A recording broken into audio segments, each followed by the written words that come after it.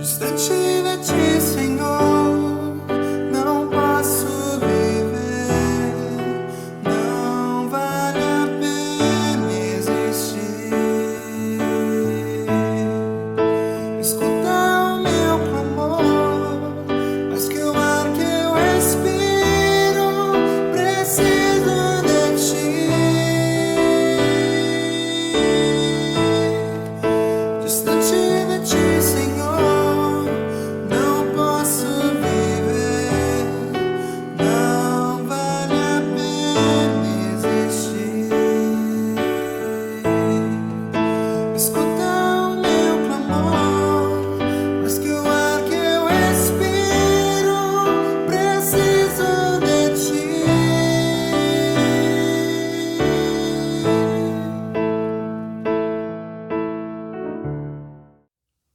Que bom que você está aqui, que bom que podemos nos encontrar mais uma vez neste momento para juntos meditarmos na Palavra de Deus e orarmos.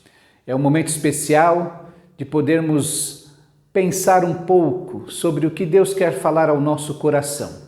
Antes de passarmos à meditação, eu gostaria de lembrá-lo de algumas atividades que devem ser sempre alvo da sua oração. Essa semana especialmente, nós iniciamos o mês da família, com o projeto Casas de Paz. Nesse projeto nós temos pelo menos duas atividades importantes. A primeira é que nós estamos participando da campanha de 31 dias de oração pela família. E você pode retirar a sua revista conosco, vai receber a meditação diária com QR Code para ouvir, ou então também o roteiro para você realizar um culto doméstico em seu lar, ou para você conduzir o pequeno grupo em sua casa. Também lembrando que, no meu caso, vou participar de dois pequenos grupos, um na terça-feira, na casa da Isabela e do Marcos, das 18 às 19, e na sexta-feira, na casa da Carol e do David, das 20 às 21 horas. Eu espero que você participe, se encontre, se inscreva aí num pequeno grupo, participe deste momento. Vai ser especial durante este mês. Vamos ter pequenos grupos todas as semanas. Também lembrar que quinta-feira, amanhã, dia 5, às 20 horas, as mulheres de valor se reunirão aqui na nossa igreja para ouvir a palestrante irmã Eliane Farias. Ela vai falar sobre o tema Simplesmente Mulher. Quero convidar você que é mulher, a partir das adolescentes, podem e devem participar. Sempre o meu apelo aos homens, então, que facilitem a vida da sua esposa, da sua mãe, das suas filhas, da sua irmã, ajude-as a participarem nesse momento. Isso na quinta-feira. Na sexta-feira vamos inverter, será a vez dos homens. O HDR, Homens do Reino, se reunirá também às 20 horas aqui na nossa igreja para ouvir o pastor Gilson Pereira. Ele vai nos falar sobre o homem e sua autogestão. Também o meu apelo é dia então de inverter os papéis, e aí as mulheres é que vão facilitar, incentivar, empurrar o seu marido, seus filhos, irmão, pai, para participar. Ele vai ser abençoado por este momento que a gente passa aqui juntos. Lembrar também que no próximo domingo é Dia das Mães e o IBP Feliz vai promover o Café das Mães a partir das 9 horas da manhã. Nós pedimos apenas que você faça a sua inscrição para mães da igreja ou que não são daqui da nossa igreja. É preciso fazer a inscrição para que a gente possa se programar corretamente. Quero pedir para você então orar por todas essas atividades que já teremos aqui nesses próximos dias, então, quinta, sexta e domingo dessa semana ainda. Lembrar também que durante o mês de maio, nos cultos dominicais, às 18 horas, celebração da família, estamos chamando dessa maneira, porque é para a participação de todos, das crianças até o ancião, nós vamos falar sobre família. Próximo domingo, inclusive, pensando sobre o que você precisa fazer para escolher um casamento corretamente. Quero convidar você a participar e a estar conosco. Vamos orar agora, quero pedir especialmente pela sua família, em seguida nós vamos meditar sobre a palavra de Deus. Fecha os teus olhos. Deus querido, nós te agradecemos o privilégio, ó Deus, de termos uma família, onde nascemos, onde crescemos, onde nos desenvolvemos. Nós te agradecemos, ó Deus, por tudo que o Senhor permitiu em nossa vida.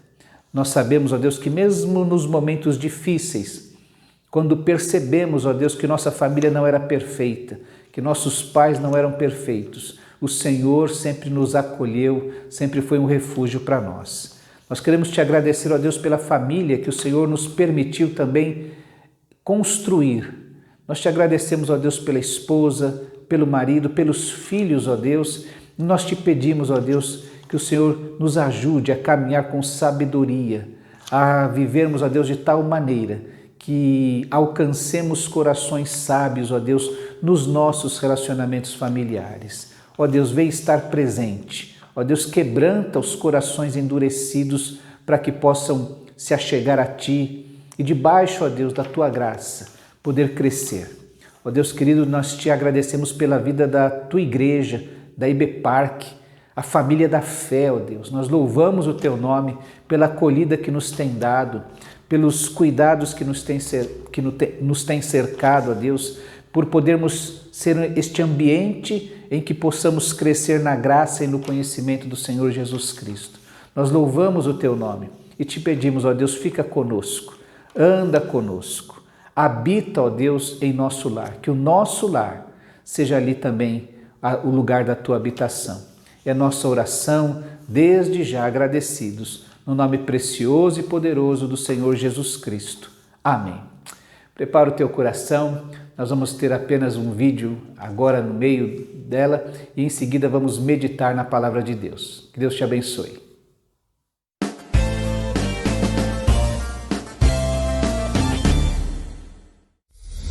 Formou o Senhor Deus o homem do pó da terra e soprou em suas narinas.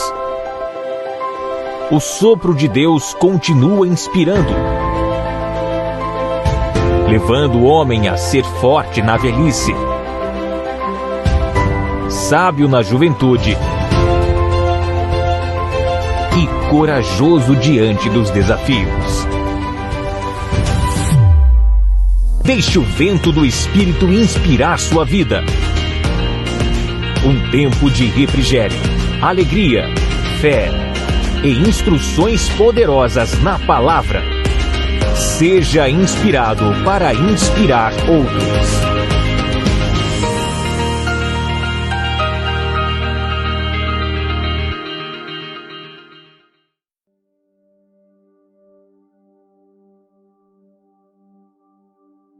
Ó Eterno, investiga minha vida, faz um apanhado de todos os fatos. Sou como um livro aberto para Ti. Mesmo de longe, sabes o que estou pensando. Sabes quando saio e quando volto. Nunca estou fora da Tua vista. Sabes antecipadamente o que vou dizer antes mesmo de eu iniciar a primeira frase. Olho para trás de mim e lá estás. Depois para cima e lá estás também. Tua presença é constante em torno de mim. Isso é maravilhoso, embora eu não consiga compreender totalmente. Existe um lugar para onde eu possa escapar do Teu Espírito, fugir da Tua vista? Se subo ao céu, Tu estás lá. Se vou para o subterrâneo, lá estás também. Se tomo as asas douradas da manhã, rumo ao longínquo horizonte ocidental, Tu me encontras em um minuto. Na verdade, já estás lá me esperando. Então eu disse a mim mesmo, Ele me vê até na escuridão. À noite estou imerso na claridade. Isto é um fato. A escuridão não é escura para Ti. Noite e dia, escuridão e claridade, para Ti são a mesma coisa. Assim, Tu me moldaste por dentro e por fora. Tu me formaste no útero de minha mãe. Obrigado, grande Deus. É de ficar sem fôlego. Corpo e alma, sou maravilhosamente formado. Eu Te louvo e Te adoro. Que criação! Tu me conheces por dentro e por fora. Conheces cada osso do meu corpo. Sabes exatamente quando fui feito, aos poucos, como fui esculpido, do nada até ser alguma coisa. Como um livro aberto, Tu me viste crescer desde a concepção até o nascimento. todos os estágios da minha vida foram exibidos diante de ti. Os dias da minha vida, todos preparados antes mesmo de eu ter vivido o primeiro deles. Teus pensamentos são únicos e como são belos, nunca os compreenderei, não consigo sequer enumerá-los. É como se eu tentasse contar a areia da praia. Oh, que eu me levante de manhã e viva o tempo todo contigo. E por favor, Deus, afasta de vez a impiedade. E vocês, assassinos, fora daqui, fora todos os que te menosprezam, ó Deus, encantados com divindades que não passam de imitações baratas. Vê como odeio os que te odeiam, ó Eterno. Vê como detesto a arrogância dos pagãos. Eu a odeio com ódio puro, total. Teus inimigos são meus inimigos. Investiga minha vida, ó Deus. Descobre tudo a meu respeito. Interroga-me, testa-me. Assim terás uma ideia clara de quem sou. Vê por ti mesmo se fiz alguma coisa errada. E então, guia-me na estrada que conduz à vida eterna.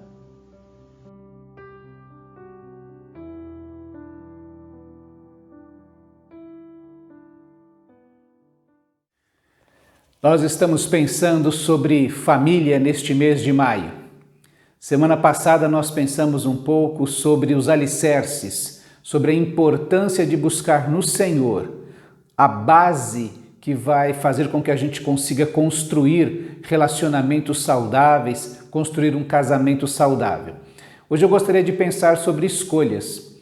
A gente costuma dizer que antes só do que mal acompanhado, a menos que você esteja casado. Aí você já não tem escolha. Por isso que alguém disse que encalhado não é aquela pessoa que não casou. Encalhado é aquela pessoa que casou e está encalhado nessa situação de insatisfação, de infelicidade, de não contentamento com as circunstâncias do seu casamento.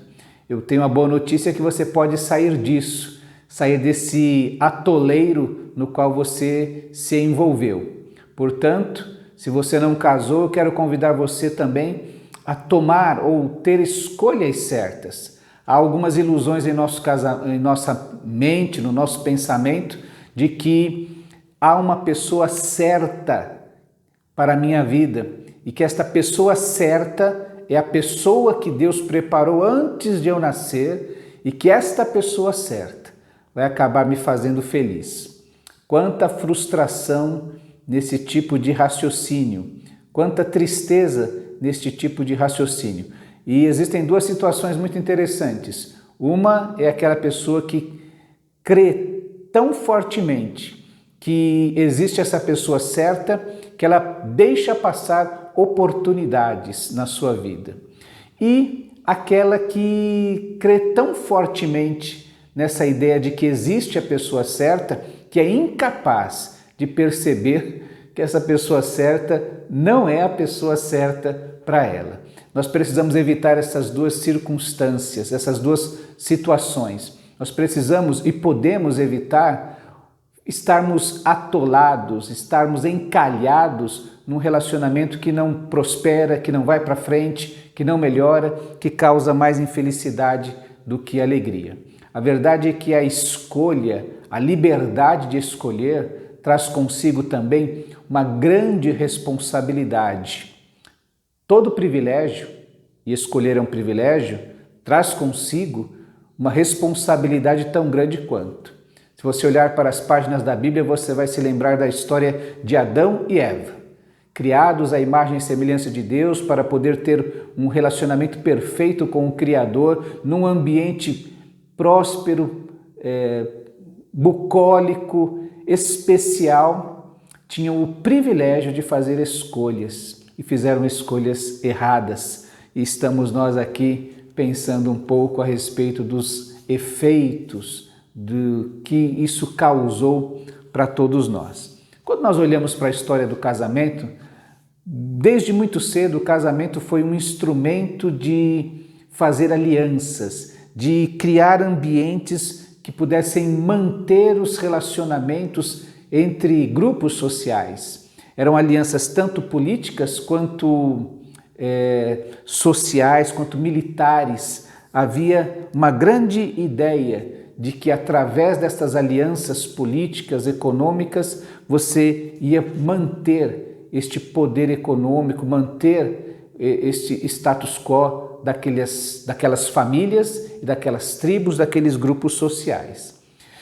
Isso vem desde a antiguidade, nós olhamos inclusive nas páginas da Bíblia, muito cedo, que casamentos foram feitos como acordos. Muitos dos casamentos do rei Salomão não foram casamentos porque ele amou 1000 mulheres, foram casamentos que ele fez para poder realizar alianças políticas, era assim que se fazia naquele período. Foi só em 1140, com o decreto de Graciano, que a Igreja Católica, então hegemônica naquele período, cria o consentimento. A ideia então de que quando você se casa, você não se casa mais pressionado pela família, mas você casa de livre e espontânea vontade. Só na modernidade, muito para cá ainda, século XVIII, é que nós vamos encontrar a ideia que a modernidade, que chega por volta do século XVIII, traz consigo também a ideia do namoro. Essa ideia de que uma figura que nas páginas da Bíblia, por exemplo, não existe, ou a pessoa era solteira ou ela era casada. A gente tem dificuldade de encontrar como é que se namora na Bíblia, porque a Bíblia ela é silente com relação a isso, ela traz silêncio num assunto desse tipo, porque não era inclusive uma instituição naquela sociedade, naquelas culturas, a ideia do namoro. É a modernidade que vai trazer isso, e quando nós chegamos na pós-modernidade onde nós estamos, Bauman vai falar sobre o amor líquido, todo esse sentimento, essa superficialidade, essa transitoriedade que existe nos relacionamentos, mesmo aqueles nos quais as pessoas juram eterno amor. É por isso que até agora nós encontramos talvez alguns nos rincões do Brasil ainda famílias que acertam o casamento de seus filhos. Os compadres sentam e definem que, olha, meu filho nasceu e quando ele tiver mais velho, ele casa com a sua filha também. E isso existe até hoje. Muitas dessas escolhas de pais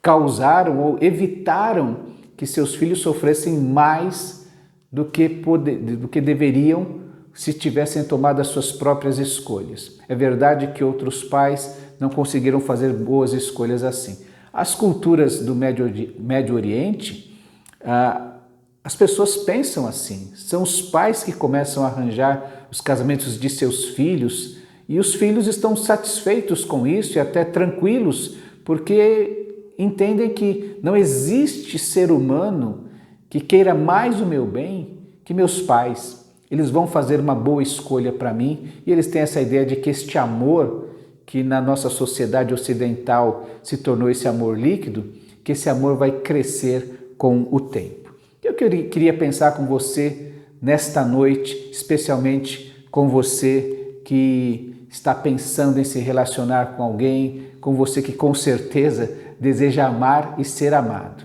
O salmo que nós lemos é um salmo muito conhecido, talvez de todos os 150, um dos mais famosos, e ele fala a respeito deste Deus tão grandioso, esse ser superior que faz com que o salmista o admire e compreenda e comece a falar da sua grandeza.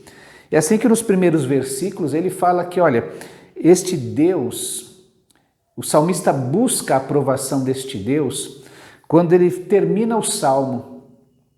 Ele descreve todo o tempo quem é Deus, para no final dizer assim, Deus, esse Deus de que eu estou falando, Senhor, sonda o meu coração, conhece o meu coração, prova-me, vê se há em mim algum caminho mau, conhece as minhas inquietações, vê se alguma coisa na minha conduta te ofende e dirige-me pelo caminho eterno, pelo caminho da prosperidade, pelo caminho da paz, pelo caminho do contentamento, de uma vida que vale a pena ser vivida. E o que ele fala a respeito deste Deus que ele descreve, que termina dizendo assim: Senhor, se o Senhor é tudo isso, e eu sei que o Senhor é, faz isso por mim. Primeiro ele vai falar que ele enxerga a Deus, o Deus que o conhece de todas as formas. É quando ele diz que Deus o conhece desde que ele era ainda uma substância informe, sem forma, no ventre de sua mãe. Ele entende que Deus é o que conhece desde quando ele nem sabia que existia, não tinha nem consciência da sua própria existência, e que esse Deus é o que conhece também os seus pensamentos atuais. Deus conhece tudo o que ele é, até mais do que ele mesmo sabe a respeito de si mesmo. Então ele tem essa consciência, ele começa o seu salmo dizendo exatamente isto: o Senhor me conhece, desde que eu era um embrião sem forma, e sabe até os meus pensamentos atuais. Ele também fala que Deus é aquele Deus que está em todo lugar e que não é possível para ele fugir da presença de Deus. Ainda que ele imagine se afastar da presença de Deus, é impossível viver sem considerá-lo, sem ir a algum lugar e lá encontrá-lo.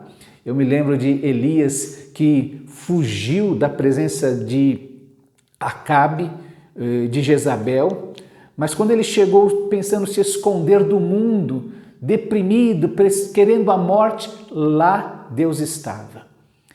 Tanto é que Deus chega para Elias e diz assim: Elias, o que você está fazendo aqui? Não é que Elias estava num lugar que Deus não estava, Deus estava lá, no meio das lutas, da depressão, da tristeza, da angústia de Elias. O salmista fala sobre isso. Eu não posso fugir da sua presença e não há como viver sem considerá-lo. Ele também vai falar que Deus é poderoso e ele enxerga esse poder grandioso de Deus primeiro ao criá-lo. O Senhor é quem me criou, o Senhor é quem me trouxe à vida. E ele percebe também a grandeza de Deus, esse poder de Deus no controle da história. Nada foge ao controle de Deus. Nada acontece sem que Deus permita. Nada acontece pegando Deus de surpresa. É isso que o salmista está dizendo. E ele fala que Deus é sábio de duas maneiras. Primeiro, pela sua palavra. A sua palavra é poderosa, a sua palavra traz entendimento e os seus pensamentos, aquilo que se aprende a partir dela, aquilo que se desenvolve a partir dela, traz sabedoria. Os livros considerados de sabedoria da Bíblia vão falar exatamente a respeito disto. Aquele que segue os mandamentos do Senhor, aquele que se queda diante de Deus em obediência, acontece aquilo que está no Salmo 1. Este homem que medita na lei do Senhor de dia e de noite vai ter um caminho próspero, tudo quanto fizer prosperará. Ele vai ter alegria no seu caminhar. É isso que o salmista está dizendo. Os pensamentos de Deus trazem sabedoria e uma vida longa e próspera. Ele diz também que Deus é justo. Deus é aquele que odeia o mal. E que, como é bom saber isso a respeito de Deus, porque sabemos então que os pensamentos de Deus, o poder de Deus, tudo que Deus sabe a meu respeito e tudo que Ele pode fazer na minha vida, Ele não vai fazer o mal. Ele odeia o mal e aqueles que gostam do mal, aqueles que querem o errado. Deus odeia o mal e o errado e tem condições então de checar a minha vida. Quando a gente pensa nisso, que Deus odeia o mal e o errado, aquela pessoa que é errada, a gente pode descansar que Deus vai nos ajudar a fazer escolhas que não nos façam ir nem para o mal, nem cair nos braços do errado ou da errada. Eu quero fazer esse convite a você. E é diante disso, então, que eu quero pensar em apenas 4 pensamentos a respeito de como fazer escolhas certas e especialmente escolher a pessoa certa. Não é uma questão da pessoa certa, mas da escolha certa. E aí você vai encontrar uma pessoa que vai ser certa para você. Primeiro, considere o que Deus diz em sua palavra. A palavra de Deus é a palavra do Deus que te conhece, que está em todos os lugares, você não pode fugir da sua presença ou deixar de considerá-lo. É a palavra do Deus poderoso, sábio, justo, que quer fazer algo de bom para a sua vida. Em primeiro lugar, pense nisso quando for tomar decisões, quando for fazer escolhas. Segundo, considere o que Deus diz através de quem experimentou e vive a palavra de Deus. Talvez você pudesse perguntar assim, mas o Senhor fez escolhas certas? Eu estou casado há quase 34 anos. Se Deus permitir, final do ano a gente completa 34 anos de casados, mais 2 de noivado, 1 de namoro. Então a gente está andando para esse tempo todos juntos. E eu dou graças a Deus porque encontrei no meu caminho, além de ler muito, buscar muito, entender o que Deus queria, procurar a pessoa certa. Durante muito tempo eu procurei a pessoa certa, aquela única pessoa, até ter percepção de que eu precisava fazer a escolha certa. E nessa caminhada eu encontrei pessoas que disseram assim para mim: confie em Deus, obedeça a Deus, preste atenção nestas coisas que a palavra fala. Porque foi assim com a minha vida e é assim que eu estou feliz diante de Deus, é assim que eu estou grato diante de Deus pela esposa que Ele me deu, pela família que eu constituí diante de Deus. Então eu pude descansar na certeza de que estes valores, estas verdades que a palavra de Deus diz, dão certo, porque deram certo na vida daquelas pessoas que me orientaram. Eu estou aqui agora passando para frente como se fosse mais uma geração. Olha, Deus não abandonou o salmista lá 1000 anos antes de Cristo. Deus não abandonou estes meus conselheiros há 30 anos, 40 anos atrás, que começaram a me falar a respeito da vontade de Deus para a minha vida. Deus não me abandonou e eu posso afirmar a você que Deus também não vai te abandonar. Assim, a palavra de Deus, ela se torna viva e ela se torna real, mensurável na vida daquelas pessoas que experimentaram a sua palavra. Isso é sobre Deus. Agora, sobre o outro, eu quero também dar apenas 2 considerações aqui, que são considerações neste momento que a gente pode chamar de espirituais, porque elas vão considerar este aspecto. Primeiro, quando você vai fazer escolhas, escolher este outro, ou esta outra que você quer levar para a sua vida toda, esta outra pessoa, ela crê neste Deus do salmista? Pare e pense a respeito disso. Ela crê em Deus? Ou essa outra pessoa acha que tudo o que ela faz é pela força do seu conhecimento, do seu pensamento, do seu entendimento? Ou ela tem outros deuses em seu coração, outros ídolos, outras coisas que são mais importantes do que conhecer a Deus e fazer a sua vontade? Considere isso a respeito dessa pessoa que você vai escolher. Depois, ela crê como você? Talvez você esteja me ouvindo aqui pensando, eu quero ser como o salmista. Eu quero estar debaixo da avaliação de Deus e eu sei que Ele vai me dar a orientação correta. Essa outra pessoa, ela tem maturidade como você e ela tem compromisso como você? Vocês vão somar um na vida do outro?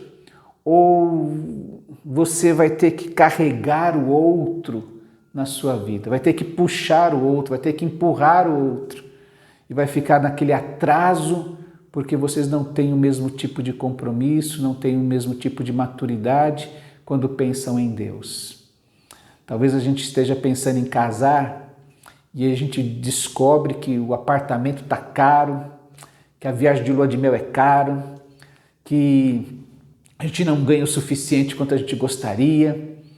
E aí você tem uma pessoa ao seu lado que começa a praguejar, reclamar, murmurar, se deprimir, quando seria muito melhor ter ao seu lado uma pessoa que falasse assim com você: vamos orar. Quero lembrar uma coisa muito simples: a oração é o ponto de partida para a solução de todo e qualquer problema. Então é muito melhor ter ao lado da gente uma pessoa que vai com a gente, ao invés de ser uma pessoa que atrapalha. E olha, eu sei que tem muita gente encalhada, porque olha para o seu cônjuge.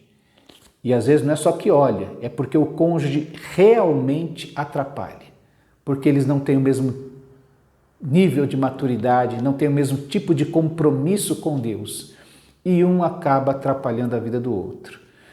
Não estou aqui dizendo que quem atrapalha um ao outro, ou que quem está encalhado vai ficar nessa situação, mas eu estou dizendo exatamente que este Deus poderoso, este Deus que sabe todas as coisas, esse Deus que é sábio, tem o poder de nos ajudar a fazer as escolhas certas para a nossa vida. Se você é casado, escolha sair do atoleiro que você pode ter se metido, mudando, buscando a Deus. Você não precisa ficar assim. Se você ainda não casou, eu quero convidar você a fazer essas considerações na sua vida também. Considere Deus. Olhe para o exemplo daquelas pessoas que experimentaram o poder de Deus na sua vida. Creia em Deus e assuma um compromisso fiel com Ele. Por isso que o salmista diz assim: Senhor, sonda o meu coração. Vê se há em mim algum caminho mau. Mas ele termina o salmo dizendo: o Senhor vai me fazer caminhar no caminho eterno, no caminho da prosperidade, dos meus relacionamentos, especialmente no casamento, que é o tema que temos tratado agora. Fecha os teus olhos, vamos orar. Pai querido, nós colocamos nesta hora o nosso casamento diante de Ti, ó Deus, pedindo que o Senhor venha nos abençoar, em primeiro lugar, com esta visão de Ti, compreendendo, ó Deus, que o Senhor é o Deus Todo-Poderoso, o Deus sábio, que através da Sua palavra nos indica o caminho a seguir. Nós queremos Te pedir, ó Deus, por aqueles ainda que não estão casados, que estão ainda em condições de fazer escolhas para o seu futuro casamento. Ó Deus, dá-lhes um coração maleável, dá-lhes um coração submisso, ó Deus, à Tua vontade, desejosos, ó Deus, de fazer escolhas baseadas, ó Deus, naquilo que o Senhor indica em Sua palavra. E, ó Deus querido, que nós possamos nos alegrar neste relacionamento tão importante da nossa vida. Nos alegrar, ó Deus, na Tua presença, sempre gratos, ó Deus, pelo relacionamento que o Senhor nos proporcionou. Ó Deus querido, abençoa os lares da Tua igreja, abençoa os lares daqueles que estão orando neste instante também, ó Deus, pedindo a renovação em seu casamento, pedindo a Deus a prosperidade em seus relacionamentos, pedindo a Deus que o amor floresça, cresça, amadureça em seus casamentos. Nós Te agradecemos, ó Deus, por esta oportunidade. No nome precioso do Senhor Jesus. Amém, ó Deus. Que Deus te abençoe, abençoe o seu casamento, abençoe a sua casa, abençoe a sua família. E até a próxima quarta-feira.